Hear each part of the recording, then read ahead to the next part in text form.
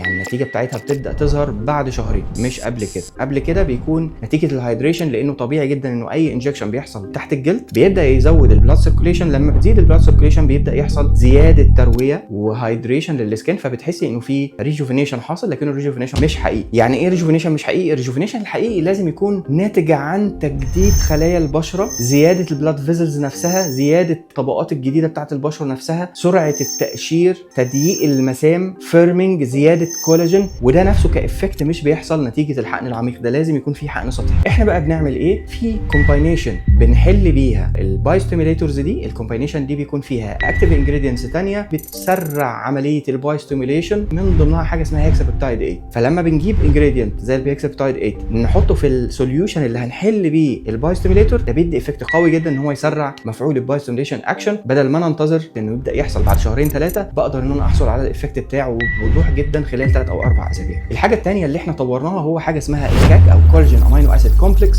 اللي بتعمل بايوستيميليشن اكشن اسرع بشكل كبير جدا. وده ليه؟ ده لانه هو عباره عن ميرورنج او كوبينج للهيومن كولاجين بشكل سينثيتيك. فاحنا بنشوف الكولاجين فايبرز اللي موجوده في جسم الانسان عباره عن سيكونس من البيبتايدز والامينو اسيد بريشيوز معينه. قدرنا احنا نوصل للسيكونس والريشيوز دي وننتجها بشكل سينثيتيك جدا امن، مفيش منه اميون افكت، مفيش منه انفلاماتوري او اريتيشن افكت زي الكولاجين اللي بيتحقن اللي جاي من انيمال سورس واللي فيه مشاكل كتيره جدا ولا لا انصح بيه. فالكولاجين امينو اسيد كومبلكس الجديد ده الكاك ده بيقدر ان هو يديني بايوستيميليشن افكت سريع جدا، لان هو يعتبر بيلدينج بلوك. يعني الفايبروبلاست اللي مسؤوله عن انتاج الكولاجين بتلاقي البيلدينج بلوكس اللي هي هتنتج بيها الكولاجين موجوده جاهزه، فما بتاخدش وقت في تصنيع الكولاجين نفسه لان هو اوريدي موجود جاهز، فما بتاخدش الوقت اللي بتستهلكه مع البايوستيميليتورز العاديه. يعني البوليلاكتيك اسيد او كالسيوم هيدروكسيبتايد بيحفز الفايبروبلاست يقول لها اتفضلي ابني الكولاجين، لكن هي هتروح بقى تدور على الانجريدينتس والكومبوننتس اللي هي هتبني بيها الكولاجين ده، فبتاخد وقت كتير جدا. عشان كده بنقول شهرين 3 على ما البال الفايبروبلاست تبدا انها تمتص الاكتيف انجريدينتس المطلوبه دي من البلاد سبلاي ومن الخلايا عشان تبدا انها تكون الكولاجين. فدي مشكله البايوستيميليتورز، انه الايفكت بتاعها عميق على مستوى الدهون وبطيء، بيظهر بعد الشهرين 3 عشان نبدا ان احنا نحس باكشن.